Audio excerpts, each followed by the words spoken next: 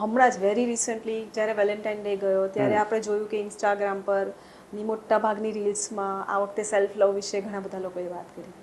તો આ self love શું છે અને કઈ રીતે નક્કી થાય કે આપણે પોતાની જાતને પ્રેમ કરીએ છીએ કે નહીં? સી, સેલ્ફ લવ એ કોઈ ફિલોસોફિકલ કે થિયોરેટિકલ કન્સેપ્ટ નથી. એ બહુ વાસ્તવિક બાબત છે. બેઝિકલી સેલ્ફ લવ 3 બાબતોથી નક્કી થાય. પહેલું, આત્મસંભાળ, સેલ્ફ કેર, કે તમે તમારી જાતની કેટલી કાળજી રાખો છો. જો તમે નિયમિત ઊંઘ લો છો, જો તમે યોગ્ય આહાર લો છો, તમે કસરત કરો છો, મેડિટેશન કરો છો, તમારા શારીરિક અને માનસિક સ્વાસ્થ્યની જાળવણી કરો છો, તો એ સેલ્ફ લવનું પહેલું પગથિયું છે. કારણ કે આપણે જોતા હોઈએ છીએ કે જે લોકો ડિપ્રેશનમાં હોય છે, જેઓ હતાશાથી પીડાતા હોય છે, એમની સૌથી પહેલી બાબત જે આપણે નોંધીએ છીએ એ નિગ્લેક્ટેડ સેલ્ફ કેર હોય છે. એમને પોતાની જાતની પડી જ નથી હોતી. કાં તો ઓવર ઇટિંગ કરે છે, કાં તો બિલકુલ ખાતા નથી, કાં તો કલાકો સુધી સૂતા રહે છે, કાં તો બિલકુલ સૂતા નથી. તો self care is the first step of self love. એટલે પહેલું છે આત્મસંભાળ, કે તમે હાઇજીન કેટલું મેન્ટેન કરો છો, તમે તમારા ફિઝિકલ અને મેન્ટલ હેલ્થ બાબતે કેટલા સભાન છો.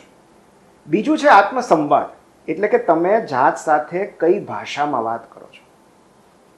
તમે તમારી પોતાની જાત સાથે કયા વાક્યો બોલો છો, એ બહુ જ મહત્વનું છે. જેમ કે દરેક વ્યક્તિ પોતાની સાથે એક સંવાદ કરતો હોય છે, જેને આપણે આત્મસંવાદ કહી શકીએ. તો એ આત્મસંવાદમાં તમે કેવા વાક્યોનો ઉપયોગ કરો છો, તમે તમારી જાતને સતત શું કીધા કરો છો, એ બહુ મહત્વનું છે. જેમ કે જો કોઈ વ્યક્તિ પોતાની જાતને એવું કહ્યા કરતી હોય કે હું સાવ ડફોળ છું, હું નિરર્થક છું, મારામાં આટલી અક્કલ નથી, હું તો ભૂલો કર્યા જ કરું છું, મને આટલી ભાન ના પડી, તો આ જે લેંગ્વેજ છે એ સેલ્ફ લવની નથી. આનો અર્થ એવો થાય કે તમે જાતને ધિક્કારો છો. સૌથી તાકાતવર શબ્દો આપણે અરીસામાં ઊભેલા જણને કહીએ એ હોય છે. તો જે ભાષામાં આપણે આપણી સાથે વાત કરીએ છીએ એ ભાષા બહુ જ મહત્ત્વની છે. એટલે એ ભાષા કઈ છે? જો આપણે આપણી સાથે બહુ જ કરુણાની રીતે વાત કરીએ છીએ, બહુ કમ્પેશનેટ વેમાં વાત કરીએ છીએ, તો એ સેલ્ફ લવ છે. અને ત્રીજું જે છે એ છે આત્મસન્માન, એટલે કે તમે અન્યનું કેવું વર્તન ચલાવી લો છો, કઈ હદ સુધીની ગેરવર્તણૂક, દુર્વ્યવહાર કે ઇમોશનલ, માનસિક, શારીરિક અત્યાચાર સહન કરી લો છો, એ તમારો સેલ્ફ લવ બતાવે છે. મતલબ કે તમારે તમારી આસપાસ એક બાઉન્ડ્રી ડ્રો કરવી પડે છે. એ તમારે જ નક્કી કરવું પડે છે કે તમારી સાથે વાત કરવાના કયા ધોરણો હોવા જોઈએ. તમારે જ અન્યને શીખવવું પડે છે કે તમારી સાથે કઈ ભાષામાં વાત થાય, કઈ રીતે લોકો તમને ટ્રીટ કરે. તો જો તમે કોઈને વારંવાર એવી તક આપો છો કે એ તમને નિમ્ન બતાવે, એ તમારું અપમાન કરે, તમારો અનાદર કરે, તો તમે જ તમારા સેલ્ફ લવના ધોરણો નીચા કરો છો. તો મારી દૃષ્ટિએ સેલ્ફ લવ 3 બાબતો છે: આત્મસંભાળ, આત્મસંવાદ અને આત્મસન્માન. અને ધારો કે કોઈને સેલ્ફ લવ નથી, અને આ સેલ્ફ લવ ન હોવાના ઘણા બધા કારણો હોઈ શકે. જેવી રીતે હું ક્લિનિક પર ઘણીવાર જોઉં છું કે 20-21 વર્ષની છોકરી હોય, એના ફેસ પર ખાલી એક સામાન્ય ઝીણું એવું પિમ્પલ હોય, તો એને લીધે એ કહેતી હોય છે કે મને મારો ફેસ જોવો નથી ગમતો. કે પછી કોઈને ઓબેસિટી હોય, આ તો બહુ સામાન્ય કારણ છે. અને ઘણીવાર એવું થતું હોય છે કે બાળકો હોય, એ લોકો પોતાના મમ્મી પપ્પાની દ્રષ્ટિથી પોતાને જોતા હોય છે કે એમના મમ્મી પપ્પા જો તેમને એમ કે તમે સારા નથી અથવા તો તમારા માર્ક્સ નથી આવતા, તો એને લીધે બી એ લોકોને પોતાની સેલ્ફ વર્થ અને સેલ્ફ લવ નથી હોતો. તો આવા સંજોગોમાં જેને બિલકુલ પોતાનો સેલ્ફ લવ નથી, સેલ્ફ વર્થ નથી, તો એ લોકોને સેલ્ફ લવ તરફ કઈ રીતે આપણે વાંચીએ? જાત પ્રત્યેનો ધિક્કાર પિમ્પલ કે મેદસ્વીતાના કારણે નથી, એ પિમ્પલ કે મેદસ્વીતા પ્રત્યેના દૃષ્ટિકોણને કારણે છે. તો સેલ્ફ લવ ન હોવાનું કે સેલ્ફ સેબોટેજ, તમે જાતને ધિક્કારો છો જ્યારે, તો એના મુખ્યત્વે મને 3 કારણો લાગે છે. સૌથી પહેલું છે ઉછેર, કે જ્યારે બાળપણ દરમિયાન સતત તમને એવું કહેવામાં આવે છે કે you are good for nothing, તું નાલાયક છે, તને કાંઈ ભાન નથી પડતી, તારાથી આટલું નથી થતું. આ ભાષા જ્યારે સતત મા બાપ દ્વારા કે ઘરના સભ્યો દ્વારા બાળકને કહેવામાં આવે છે, ત્યારે ધીરે ધીરે બાળક એ ભાષાને ઇન્ટરનલાઇઝ કરતું જાય છે. એ સંવાદ એનો આંતરિક સંવાદ બનતો જાય છે અને ધીમે ધીમે બાળકની બિલીફ સિસ્ટમ જ એ પ્રકારની બની જાય છે જ્યાં એ પોતાને એવું જ માને છે, એવું જ સમજે છે કે હું નકામો છું, હું નિરર્થક છું, મારાથી કશું જ થવાનું નથી. તો જેને આપણે લર્ન્ડ હેલ્પલેસનેસ કહીએ છીએ. તો પહેલું છે ઉછેર, બીજું છે આઘાત.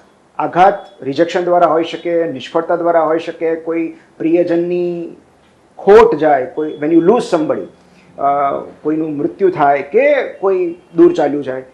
તો જ્યારે પ્રિયજનનો વિરહ જે છે, તો આ બધા જે આઘાતો છે એના કારણે પણ ક્યારેક તમને જાત પ્રત્યે શંકા થવા લાગે કે શું હું ખરેખર લવ ડિઝર્વ કરું છું, શું હું ખરેખર એટલો લાયક છું કે એટલી લાયક છું કે હું પ્રેમ પામી શકું.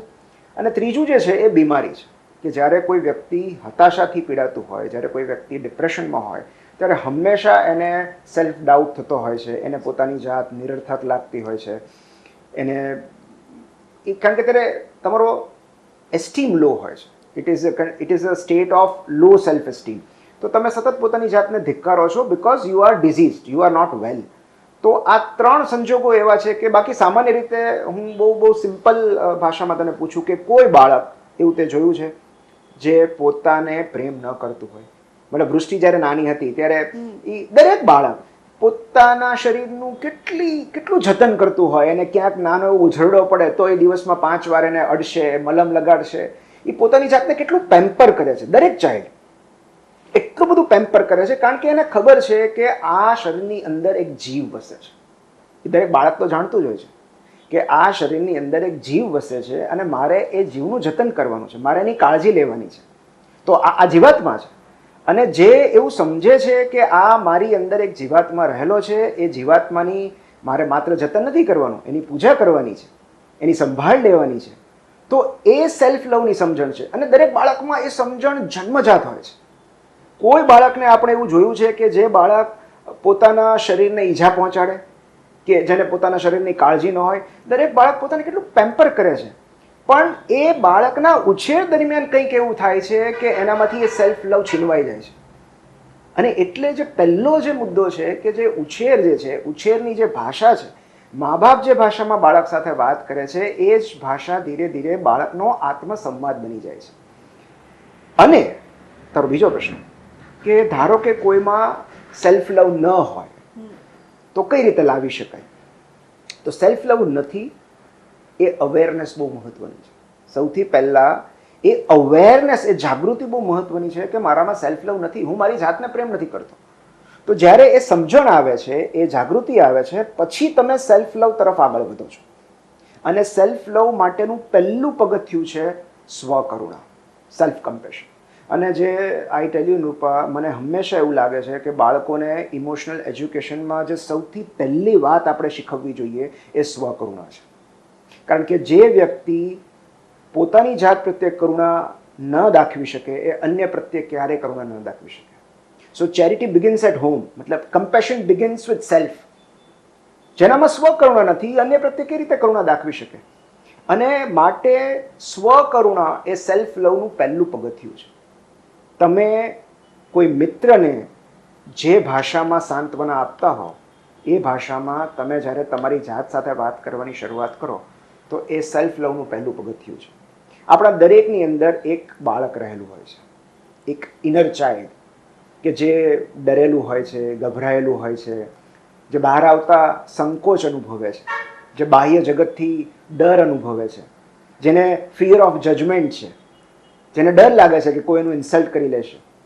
તો એ બાળક જે નિરાશ છે, જે હતાશ છે, એ બાળકને આપણે કઈ રીતે પ્રોત્સાહિત કરીએ છીએ, એની સાથે કઈ ભાષામાં વાત કરીએ છીએ, એને કેટલી સાંત્વના આપીએ છીએ, એના ઉપર આપણું હિલિંગ અને આપણો સેલ્ફ લવ ડિપેન્ડન્ટ હોય છે.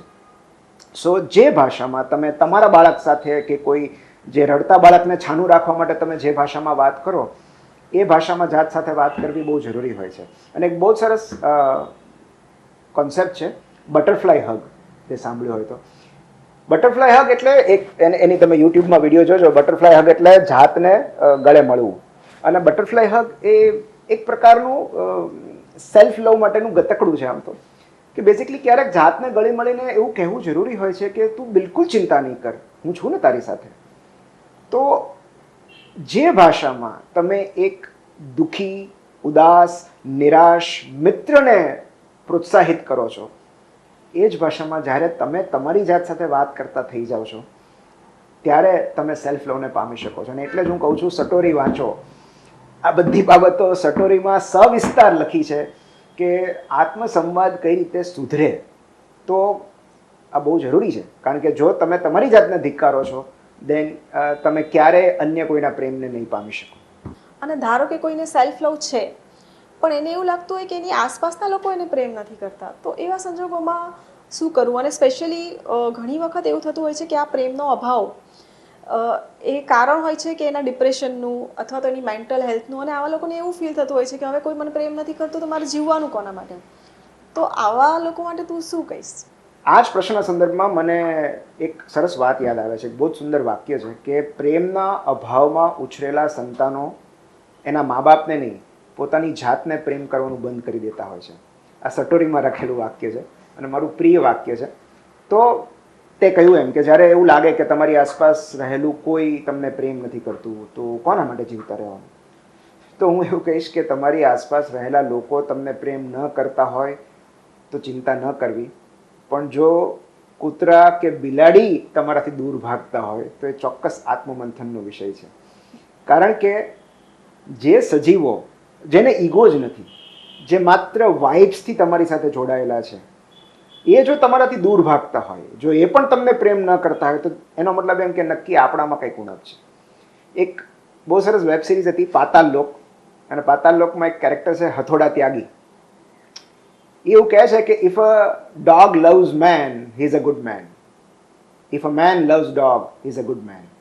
પણ હું એને થોડું અલગ રીતે રજૂ કરીશ કે if a man loves dog he is a good man, if a dog loves man he is a great man. મતલબ જે માણસો પ્રત્યે કૂતરા આકર્ષાય છે, પશુઓ આકર્ષાય છે, પંખીઓ આકર્ષાય છે, તમારી હાજરી જ્યારે તમારી આસપાસના સજીવોને, કારણ કે મનુષ્યને તો એવું છે કે ઘણા બધા માણસોને તમે ખૂંચતા હશો, તમારી હાજરી ઘણા બધાને ખૂંચતી હશે અને એના ઘણા બધા કારણો હોઈ શકે છે. પણ જ્યારે પશુ, પંખી એ તમારાથી દૂર ભાગે તો સમજવું કે આપણામાં કંઈક ખામી છે. જ્યારે કોઈ અબોલ પશુ તમારી નજીક આવીને તમને વહાલ કરે છે, તમે બેઠા હો ત્યારે કોઈ પંખી આવીને તમારી પાસે બેસે છે, તો જ્યાં સુધી એ જીવો કે જે માત્ર નિસ્બતથી તમારી સાથે જોડાયેલા છે, માત્ર વાઇબ્સથી જોડાયેલા છે, એ જ્યાં સુધી તમને પ્રેમ કરે છે ત્યાં સુધી સમજવું કે આપણે વી આર ગોઈંગ ફાઇન.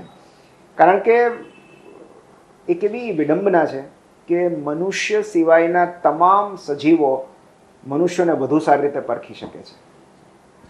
સો એવું છે કે હું ઘરે આવું અને કૂતરો પૂંછડી હલાવતો હલાવતો મારી પાસે આવે તો એ મારા માટે એક બહુ મોટો સંકેત છે કે આઈ એમ અ ગુડ મેન. હું જાઉં અને કોઈ ગાય આવે અને એને એ મારી હાજરીથી દૂર ન ભાગે, એને ખબર છે, પશુને ખબર છે કે આ માણસ મને પથરો નહીં મારે.